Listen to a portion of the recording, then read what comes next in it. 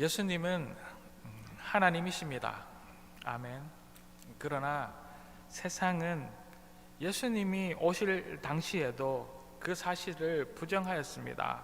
그래서 이 사순절 어느 금요일 그를 십자가에 못 박는 어리석은 짓을 사람들은 하였습니다. 2000년이 지난 지금도 세상은 여전히 악하고 어리석어서 예수님이 누구이신지 알지 못하고 알기 원하지도 않으며 알아도 자신들의 그 고집을 꺾어서 인정하려고 하지도 않습니다.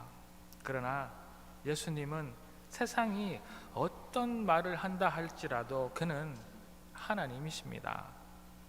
이 하나님이신 예수님은 2000년 전 어느 날 우리 인간의 세상에 오셨고 이제 자신이 오신 그 목적을 위해 세상의 무지한 사람들 앞에 서서 그들에게 자신이 누구이시고 또 하나님은 어떤 분이시며 그 하나님이 통치하시는 세상은 어떤 곳인지 또 우리가 보게 될 그 천국 또한 어떤 곳인지 유대인들에게 이 말씀을 통하여 가르쳐주고 계십니다. 말씀은 지금도 우리에게 그 사실을 교회를 통해 또 이 성경을 통해 알게 하시고 다시 되새겨 주고 계십니다. 예수님은 성경의 많은 책들 가운데 오늘 본문이 포함되어 있는 이 복음서인 마태복음서에서도 자신이 하나님이라는 것 그리고 하나님 아버지께서 통치하시는 그 천국을 비유로 말씀하고 계신답니다. 도무지 상상할 수도 없는 하늘나라, 누구도 가본 적 없는 그 천국을 비유로 우리에게 알려주고 계시지요. 사람들은 하나님을, 예수님을 믿지는 않지만 하늘나라, 죽은 이후에 가게 될 가장 좋은 곳을 꿈꾸며 자기도 가기를 소망하며 지금도 살아가고 있습니다. 그러나 그들은, 세상의 사람들은, 그리고 믿는 우리들조차 여전히 하나님과 그 하늘나라를 오해하고 잘못 이해하고 있는 경우가 너무나 많답니다. 지난주 말씀에서도 제자들은 천국에서 누가 큽니까? 세상의 기준과 세상의 가치관으로 큰 자와 강한 자, 인정받는 사람을 알기를 원하였지만 우리가 기억할 것은 전혀 다른 예수님의 가르침에 있다는 사실입니다.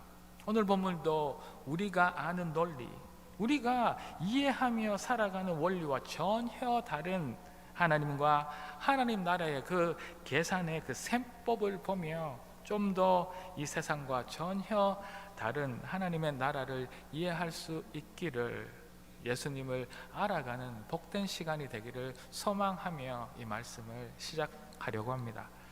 하늘나라, 천국의 주인이신 우리 하나님은 첫째로 이윤이 아닌 긍휼하심으로 셈하고 계십니다. 오늘 본문 전반부를 보면 포도원의 주인이 이제 이른 아침 품삯을 받고 일하는 일꾼을 찾으려고 자신의 집을 났습니다. 이른 아침에 처음 만난 품꾼에게 한 데나리온이라는 하루 품삯으로 일할 것을 약속하고 일하게 하였습니다. 이제 그 일꾼과 계약을 한 것이지요. 그리고 다시 제3시, 지금 시간으로 오전 9시에 다시 장터로 나가서 아무 일도 하고 있지 않은 사람에게 자기 포도원으로 와서 일하라고 하며 또 그 일꾼을 데리고 가십니다.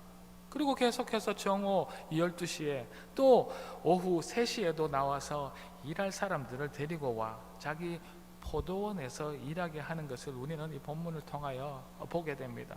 그런데 이제 본문 6절입니다. 제가 한번 읽어드리겠습니다. 제 11시에도 나가보니 서 있는 사람들이 또 있는지라. 이르되 너희는 어찌하여 종일토록 놀고 여기 서 있느냐. 제 11시, 지금으로 오후 5시에도 다시 장터에 가보니 하루 종일 아무 일도 하지 않고 놀고 있는 사람을 발견합니다. 그리고 그 주인은 묻습니다. 너는 이 늦은 시간까지 왜 아무 일도 하지 않고 놀고 있느냐. 이에 그 사람이 무엇이라고 대답하였을까요? 본문 7절입니다. 이르되 우리를 품꾼으로 쓰는 이가 없습니다. 이르되 너희도 포도원에 들어가라 하니라. 이제 그 사람이 말합니다. 저도 답답합니다. 그렇지만 아무도 저를 일꾼으로조차 쓰는 사람이 없습니다. 그는 이렇게 애처롭게 포도원 주인에게 말합니다. 그러자 너도 나의 포도원에서 일하러 가라라고 말하고 있습니다. 참 쉬운 내용이지만 도무지 이해하기 어려운 말씀입니다. 이른 아침에 일꾼을 찾으러 나가서 일을 잘할 것 같은 사람을 찾아 자기 포도원에서 일을 하도록 하는 것은 너무나 당연한 주인의 생각이고 누가 봐도 그럴듯한 이해가 되는 이야기입니다. 그리고 오전 9시에도 그럴 수 있겠다 싶습니다. 오전 9시부터 늦은 오후까지 일하고 하루 품삯을 주는 것이면 주인으로서도 그렇게 나쁘지 않은 계약이니까 말입니다. 그러나 이제 오후 3시가 넘어가고 그리고 이제 하루 일과를 마무리해야 하는 오후 5시 마지막 마치는 그 시간에도 그 포도원 주인은 일꾼을 데려다가 씁니다. 뭐가 이상한가? 라고 질문하실 수 있겠지만 오늘 이 말씀을 보면 분명 이 일꾼들은 정당한 품삯을 받는 사람들입니다. 그죠? 무보수로 일하는 봉사자가 아니라는 말씀이지요. 세상의 비즈니스적인 생각을 보면 주인으로서 얼마나 손해를 보는 장사인지 모릅니다. 어떤 사람에게는 그들이 일한 것보다 훨씬 더 많은 일당을 주고 그 사람을 써야 하기 때문입니다. 오늘 본문 1절입니다. 천국은 마치 품꾼을 얻어 포도원에 들여보내려고 이른 아침에 나간 집 주인과 같으니, 이 말씀을 보면 이 포도원 주인은 다름 아닌 천국의 주인 되신 하나님 아버지를 비유로 말씀하고 있는 것을 알 수 있습니다. 이 천국의 주인 되신 하나님, 우리 아버지는 조금이라도 일찍 와서 일을 잘하는 일꾼만 찾는 그 세상의 셈법으로만 그 일꾼을 찾아 일을 시키는 주인이 아니라는 말씀입니다. 12시, 3시 일이 끝나는 마지막 5시까지 불러주시는, 그 불러주는 사람이 없어서 서성이고 있는, 아무도 찾지 않는 그 불쌍한 일꾼까지 불러주시는 긍휼의 하나님이시라는 이야기이시지요. 세상이 말하는 이웃과 세상이 말하는 그 이윤으로 사람을 보는 것이 아니라, 아니 세상의 그 이윤의 이치로는 손해를 보면서까지 우리 하나님은 긍휼의 마음으로 그 일꾼들을, 또 우리들을 부르고 계십니다. 이 예수님의 이야기는 이 세상의 경제적인 계산법으로는 도저히 이해가 되지 않는 어리석은 주인의 이야기입니다. 그렇지만 천국은 하나님께서 우리를 부르시는 그 구원은 세상의 이익과 계산으로 헤아릴 수 없는 하나님의 은혜이기 때문입니다. 우리가 누릴 그 구원은 세상의 숫자로는 도저히 이해할 수 없는 은혜인 줄로 믿습니다. 천국은, 하나님의 나라는 우리의 작은 머리로, 우리 모자라는 지식으로 계산하여 들어갈 수 있는 곳이 절대 아니라는 말씀입니다. 천국으로 들어갈 이 구원의 은혜는 불쌍한 죄인에게 주어진 공짜 선물입니다. 하나님의 계산법은 세상의 그 계산법과 다릅니다. 이윤이 아니라 긍휼, 은혜의 셈법입니다. 아직 하나님의 선물인 구원을 누리지 못하고 우리 인생의 오후 5시, 이제 그 마무리 시간까지도 찾는 이가 없어서, 일거리가 없어서 방에 밖에서 서성거리는 사람은 우리 가운데 없을까요? 주님의 긍휼하신 그 부르심에 귀를 기울이는 우리가 되기를 주의 이름으로 축복합니다. 그리고 우리 주변에 아직 주님의 부르심, 오라, 마지막 오후 5시까지 간절히 부르고 계시는 주님을 알지 못하는 잃어버린 양들은 없는지 돌아보는 우리가 되기를 소망합니다. 이윤이나 그 세상의 계산법이 아닌 긍휼하신 그 은혜로 부르시는 그 생명의 주님을 잃어버린 그 양들에게, 또 믿지 않는 그들에게 소개하는 우리가 모두가 되어지기를 이 시간 주의 이름으로 저와 이 모든 갈릴리 성도 여러분들을 다시 한번 축복합니다. 그리하신 하나님을 찬양합시다. 하늘나라, 이제 천국의 주인이신 우리 하나님의 또 다른 계산법, 그 두 번째는 누구에게나 공평한 계산, 그 은혜입니다. 오늘 본문의 이야기는 그저 성경이 지어낸 상상으로 꾸며낸 이야기가 절대 아니랍니다. 저도 가보지는 않았습니다. 그러나 이스라엘 지방에서 포도를 따는 시기는 이제 9월 말 정도라고 이야기합니다. 이때는 비가 오는 우기가 시작하는 바로 직전이어서 우기가 시작하기 전 이 포도를 수확하지 못하고 그 시기를 놓쳐버리면 그날 그 해의 그 수확을 망쳐버릴 수 있다고 합니다. 그래서 포도를 빨리 거두어 드려야 하기 때문에 아주 정신없이 서둘려야 합니다. 그래서 오늘 본문에서처럼 오후 5시가 되어서 비록 1시간만 일한다 하더라도 그 사람을 환영하여 일꾼으로 쓸 수밖에 없는 그러한 시기가 그 9월 말 그 포도 수확의 시기라고 이야기합니다. 그런 상황을 보면 장터에서 일자리를 구하는 이들은 길거리에서 모여 쓸데없이 시간을 낭비하는, 일하기 싫어서 게으름만 피우는 그런 게으름뱅이는 아니었다는 것을 알 수 있습니다. 그들이 서 있는 곳은 일자리를 찾는 사람들이 모이는 이곳으로 모두가 아침부터 자신이 일할, 자기가 잘하는 일의 그 도구, 연장들까지 들고 일자리를 찾고 기다리는 그런 곳이었습니다. 모두 간절히 일자리를 찾는 성실한 일꾼들이었지요. 누군가 주인들이 와서 불러주기를 기다리는 안타까움이 많은 그러한 일터입니다. 그들은 노동자들 중에 하류로서 하루 일자리를 찾느냐에 따라서 가족들의 그 생계가 좌우되어지는 그러한 아주 가난한 자들이었습니다. 하루 일거리를 찾지 못하면 가족들이 또 그 자녀들이 굶을 수 있는 그러한 상황에 처해 있는 사람들이죠. 지금 본문의 이야기는 그 당시 유대 어느 마을에서 흔히 볼 수 있었던 상황이라는 이야기입니다.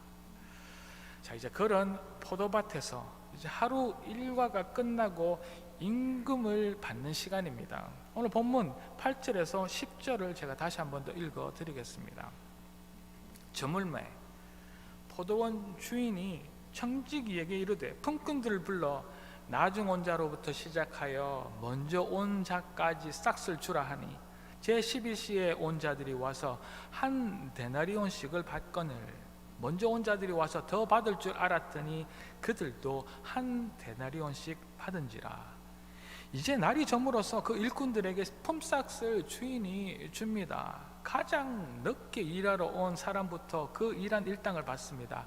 한 데나리온을 받습니다.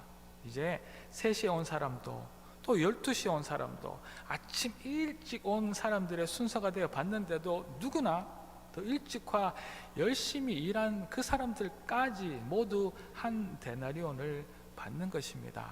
이것이 이해가 되십니까? 자, 이제 계속해서 본문 11절 12절입니다. 받은 후 집 주인을 원망하여 이르되 나중 온 사람들은 1시간밖에 일하지 아니하였거늘 그들을 종일 수고하며 더위를 견딘 우리와 같게 하십니까? 당연히 일찍 나와 일한 사람들이 주인에게 불평합니다. 여기 비즈니스 하시거나 자기가 일하시는 분들 이 말씀이 이해가 되시지요? 저도 불평할 것 같습니다. 어떻게 이럴 수가 있습니까? 온종일 열심히 일한 저와 어떻게 1시간밖에 일하지 않은 사람이 같은 일당을 받을 수 있겠냐고 불평하는 것이지요. 지금 우리가 보아도 너무나 unfair, 불공평한 일입니다. 요즘 캐나다 미니멈 웨이지가 얼마입니까? 미니멈 웨이지가 어느 정도 되죠? 온태리오는 제가 찾아보니까 한 15.5불 정도 되더라고요. 15불이라고 생각하면 그러면 온종일 일한 그 사람은 120불을 받는 것이 당연하겠지만 이제 1시간 일한 일꾼도 15불이 아닌 그 사람과 마찬가지로 120불을 받아가니 너무나 황당하고 화가 나서 불평하고 있는 것입니다. 그러나 그 주인을 모두에게 꼭 같은 일당 한 데나리온을 주고 있습니다. 일한 만큼의 일당을 받는 것이라는 그 일꾼들, 또 지금 이 현대를 살아가는 우리의 생각과는 전혀 다른, 모두 동일한 품삯을 준 것입니다. 그런데 말씀을 다시 자세히 보면 먼저 모든 사람에게 하루에 한 데나리온의 품속을 약속하셨습니다. 그래서 약속한 대로 주신 것입니다. 그것이 일찍 온 사람에게는 불공평하게 보인다 할지라도 늦게 온 사람에게는 엄청난 감사할 일이지요. 일한 만큼 아니면 다른 사람과 비교하기를 좋아하는 우리들은 이해가 되지 않지만, 하나님의 계산의 원리는 우리와 전혀 다르다는 것을 알 수 있습니다. 이것을 우리는 은혜라고 이야기합니다. 이 말씀이 우리에게 얼마나 큰 위로가 되는지 모릅니다.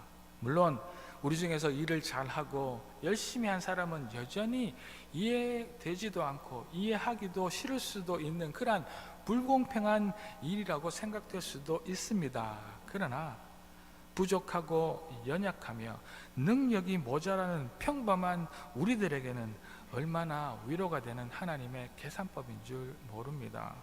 이 공평하신, 아니 긍휼의 은혜가 없다면 우리 누구도 이 자리에 있는 어느 한 사람도 천국에 들어갈 수 없을 수도 있기 때문입니다.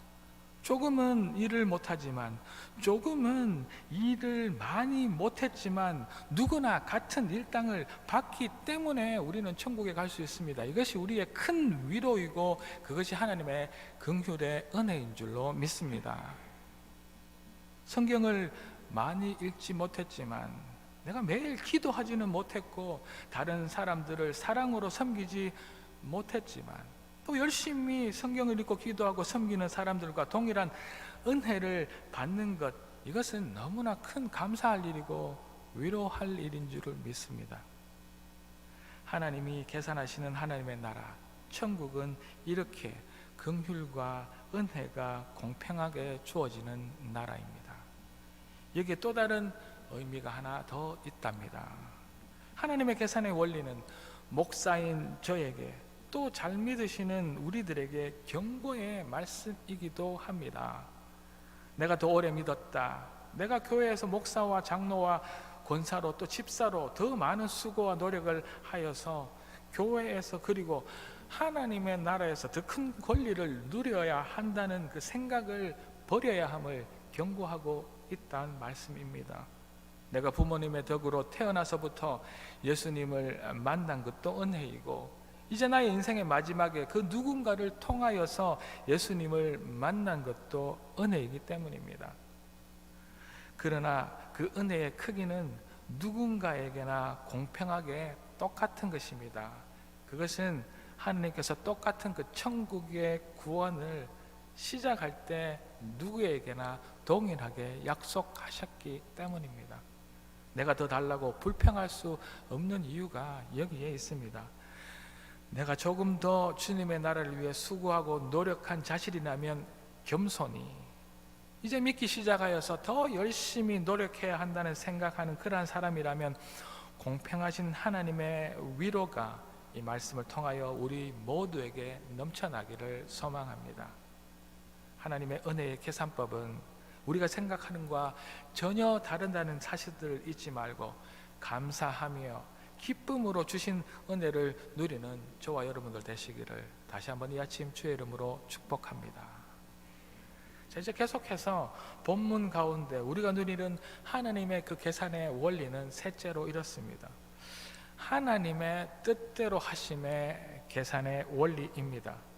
우리들은 이제 하나님의 중심이 아닌 신본주의가 아닌 인본주의가 세상에 큰 유행처럼 번지는 그런 세상을 지금도 살아가고 있습니다. 내 인생은 나의 것, 나의 인생을 결정은 내가 한다라는 것을 대단히 중요하게 생각하는 그런 시대를 살고 있습니다. 내가 뭐든지 할 수 있다, 내가 해야 한다. 누군가가 나의 인생에 개입하거나 또 자라나는 청소년이나 청년에게 우리 어른들이, 이 먼저 인생을 산 장년들이 충고를 하게 되면 그들은 듣지도 않을 뿐만 아니라 그런 어른들을 꼰대라고 이야기를 할 만큼 우리 자신의 삶은 자신이 결정하기를 원하는 그런 시대들을 우리 다음 세대도 지금 우리도 살아가고 있습니다. 요즘 유명한 책의 저자이신 목사님도 되시는 팀 켈러 목사님이 쓰신 답이 되는 기독교라는 책이 있습니다. 이 책의 처음은 이러한 질문으로 시작합니다. 이 시대에도 종교가 필요한가? 이 질문은 이렇게 복음, 하나님의 말씀이 그 합리성이 없고 이해하기도 어려운데 과연 그래도 이 시대에도 종교가 필요한가? 라는 그 질문으로 이 답이 되는 기독교라는 책이 시작됩니다. 그러나 곧 이 책은 얼마 지나지 않아 이렇게 답합니다. 지금도 종교는 필요하다라고 결정짓고 있습니다. 뉴욕 맨하탄의 한 교회에 수천 명의 전문직 종사자들이 여전히 예배에 참석하고 있는 그 사실을 보고서 워싱턴 포스트지라는 이 신문에는 이런 기사로 답합니다. 근대화의 발전으로 세속화와 불신앙이 확산될 것이라던 그 사회학자들의 말은 속단이었다. 현실은 그렇지 않다. 사람에게는 종교가 필요하다. 라고 이 기사는 정확하게 종교가 필요하다 이야기하고 있습니다. 그리고 이 책에는 이런 말을 합니다. 죽음의 직면에 비로소 눈뜨다.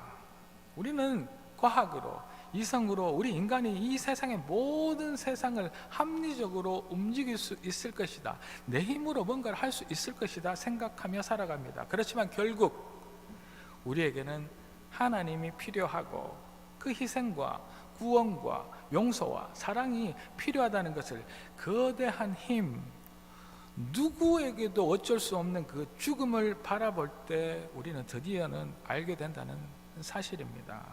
이 세상은 하나님이 여전히 필요하고 이 세상은 우리의 뜻과 생각과 이 짧은 지식이 아니라 하나님의 뜻대로 움직인다는 그 사실들, 우리 인간들은 죽음을 만나서야 알 수 있다는 그 사실입니다.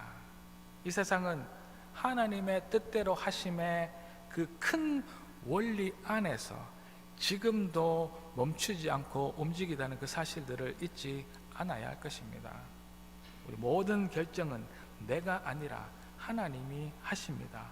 이 대전제를 인정하며 고백하는 우리 모두가 우리 삶 가운데 우리가 그것을 다시 한 번 더 고백하는 저와 여러분들 되시기를 아침 주의 이름으로 축복합니다. 하나님이 결정하신답니다. 오늘 본문 11절과 12절을 다시 보고 계속해서 13, 14절을 보도록 하겠습니다. 11절, 12절입니다. 받은 후 집 주인을 원망하여 이르되 나중 온 사람들은 1시간밖에 일하지 아니하였거늘 그들을 종일 수고하며 더위를 견딘 우리와 같게 하였나이다. 우리 인간의 마음으로 많이 수고한 사람이 더 많은 것을 누리는 것이 당연하다고 말하며 주인에게 원망하고 있습니다. 저도 이 말에 충분히 동의하고 별 이견이 없다 말씀드렸지요. 당연히 일찍 와서 더 많이 수고하고 고생한 일꾼이 당연히 더 많은 품삯을 가지는 것이 이 세상의 논리로는 맞는 말입니다. 그러나 하나님의 생각은 좀 다른 것 같습니다. 13절, 14절 한번 보겠습니다. 주인이 그 중에 한 사람에게 대답하여 이르되 친구여 내가 너에게 잘못한 것이 무엇이냐? 네가 나와 한 데나리온의 약속을 하지 아니하였느냐?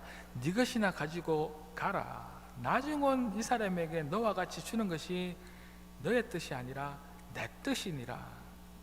주인은 이렇게 말합니다. 내가 너와 한 데나리온으로 약속하여서 그만큼 주었고 다른 사람에게 너와 같이 주는 것은 다 너의 뜻이 아니라 내 뜻이니 그냥 네 몫만 가지고 가거라. 이 세상은 하나님이 주인이신 큰 포도원과도 같습니다. 그리고 우리는 그 안에 아주 작은 일꾼에 불과하지요. 이런 우리들이 주인이신 그 하나님 앞에서 내 것이라 주장하고 바라고 더 많은 것들을 원하는 것은 전혀 타당하지 않다는 말씀입니다. 이 세상은 주인이신 하나님의 뜻대로 움직이는 세상입니다. 우리가 누구보다 많이 수고하고 많이 노력한 것 같으나 그 모든 결과의 결정은 하나님이 하시는 줄로 믿습니다. 우리가 누구보다 부자로 살고 우리가 누구보다 더 높은 지위에 있으며 그 반대도 다 하나님의 결정으로 된 것입니다. 특히 천국, 구원의 그 은혜에 대한 결정은 우리에게, 나에게 절대 있지 않습니다. 우리는 그 결정에 불평하고 불만한 자격조차 없다는 말씀입니다. 내가 결정하고 노력한 대로 되지 않으니 그렇다고 함부로 살아버리라는 그러한 말씀은 물론 아니라는 그 사실도 여러분들 아실 것입니다. 팀 컬러 목사님의 책에서 말한 것처럼 우리 인간은 누구나 죽음에 직면해서야 비로소 눈을 뜨게 된다는 그 사실들을 잊지 맙시다. 우리 인생의 주인은 하나님이십니다. 이 세상을 살아가는 동안에는 누가 더 노력하고 누가 더 게으름을 더 피운지에 따라서 우리의 삶이 평가되어지고 그에 따라 우리의 삶의 모습이 달라질 수도 있는 것도 분명합니다. 그래서 내 힘으로 할 수 있다, 내 노력으로 내 삶을 바꿀 수 있다 말할 수 있고 착각하며 살아가기도 하겠지요. 그러나 죽음을 앞에 둔 우리들은 이제서야 하나님이 계시다는 것을 비로소 알고 눈뜨게 되는 것입니다. 아, 내가 주인이 아니었구나. 나에게는 그 어떤 결정권도 없구나. 그제서야 눈을 뜨게 된다는 것입니다. 누구나 맞이하게 되는 그 죽음 앞에서는 모두 동일한, 모두 같은 길을 가게 되고 마지막 결정은 내가 아닌 하나님이 하심을 그제서야 알게 된다는 이야기입니다. 하나님의 뜻대로 하심의 원리, 그것이 우리가 가게 될 천국입니다. 그러나 그것은 은혜입니다. 우리가 모두 동일한 한 데나리온, 동일한 구원, 동일한 영생을 받는 것이 그래서 하나님이 주신 위로이고 너무나 감사할 은혜이라는 말씀입니다. 태어나면서부터 모태신앙으로 태어나 자라고 열심히 하나님의 교회와 세상을 위해 노력하고 신앙생활한 여러분들에게는 죄송하고 미안한 말씀이기는 하지만 가장 늦게 예수를 만나고 예수님이 가장 늦게 내민 그 손을 바로 죽음 앞에서 잡은 그 사람에게도 그 십자가 구원의 은혜, 그 십자가의 용서의 은혜가 있음을 우리에게도 또 그들에게도 가장 큰 위로라는 그 사실들을 잊지 맙시다. 그 영생의 크기는 일당 120불의 크기와는 비교할 수도 없는 어마어마하게 큰 은혜입니다. 이 은혜 앞에 누가 더 많이 노력하였는지, 누가 더 열심히 일하였는지 그것은 중요하지 않다는 이야기이지요. 우리 인생, 이 세상의 모든 것의 그 결정은 주님의 손에 있음을 알고 고백하는 우리가 되어야 합니다. 하나님의 계산의 원리는 너무나 달라서 모두 하나님이 결정하신다는 그 사실들을 알아서 그 누구에게도 동일한 은혜로 주심을 이제 감사하고 그 큰 위로를 누리는 저와 여러분, 특별히 갈릴리 모든 성도 여러분들 되시기를 이 아침 주의 이름으로 축복합니다. 축복합니다. 사랑하는 갈릴리 가족 여러분, 이 사랑하는 갈릴리 가족 여러분이라는 이 말이 하나님의 음성으로 들리시기를 주의 이름으로 축복합니다. 이런 이야기하면 또 제 딸이 화내겠지만 제 딸이 이런 이야기 했습니다. 아빠는 매일 사랑하는 갈릴리 가족 여러분 하시며 왜 자기는 사랑하지 않느냐고. 사랑하는 갈릴리 가족 여러분, 이 말씀이 하나님의 음성으로 들리시기를 주의 이름으로 다시 한번 축복합니다. 우리 하나님의 계산의 그 원리는 이 세상의 수학과 이 세상의 산수와는 너무나 다르답니다. 우리 하나님은 우리에게서 이윤을 구하시는 것이 아니라 아직 하나님의 선문의 그 구원을 누리지 못하고 우리 인생의 오후 5시 이제 그 마무리 시간까지도 찾는 이가 없어서, 일거리가 없어서 밖에 서성이는 그 사람들까지 안타까워 하시며 그들을 긍휼히 여기시는, 언제나 손해보시는 하나님의 계산의 원리가 있다는 그 사실들을 발견하시기를 소망합니다. 이런 만큼 받기를 원하는 세상의 원리와 하나님의 계산의 원리가 너무나 다르지만 하나님은 누구에게나 똑같은 계산으로 똑같은 천국의 품삯을 이 시간 우리에게 주고 계십니다. 이것을 우리는 은혜라고 이야기합니다. 우리 중에서 일을 잘하고 열심히 일한 사람은 여전히 이해가 되지 않고 불평하고 불공평하다 생각할 수 있겠지만, 부족하고 연약하고 능력이 모자라는 우리 같은 보잘것없는 우리들에게는 이 공평한 계산이 위로가 되는 하나님 나라의 계산법이라는 그 사실들을 발견해낼 수 있는 지혜가 저와 여러분들에게 있기를 소망합니다. 하나님의 계산의 원리는 너무나 달라서 우리의 인생을, 우리 앞에 놓인 그 문제를 우리가 해결하고 답하기를 원하는 이 이성이, 합리주의가 지배하는 이 세상에서, 그러나 모든 것을 여전히 하나님께서 결정하는 그 사실들을 잊지 않게 할 것입니다. 그 누구나 죽음 앞에 서면 비로소 깨닫게 된다는 그 사실들을, 동일한 은혜가 있음을 알아가는 저와 여러분들 되시기를 소망합니다. 이 사순절 기간에 우리 하나님의 우리를 향한 너무나 큰 용서와 너무나 큰 사랑이 동일한 은혜로 주어지고 있다는 그 사실들을 이해합시다. 하나님의 그 십자가의 사랑의 결정으로 우리에게 주어진 그 천국을 감사히 위로로 받아 누리는 저와 여러분들 되시는 모든 하나님의 사람들 되시기를 이 아침 주의 이름으로 진심을 다하여 축복합니다. 그리 하실 하나님을 찬양하며 기도하겠습니다. 할렐루야. 하나님을 찬양합니다. 여전히 약삭빠른 세상의 셈법으로는 이해할 수 없습니다. 그러나 하나님께서는 이윤이 아니라 선물로, 긍휼로 저희들에게 천국을 주셨음을 믿습니다. 저희들에게는 더 일을 많이 하여 더 약한, 그러나 모든 사람들에게 동일한 그 은혜를 위로로 주셨음을 믿습니다.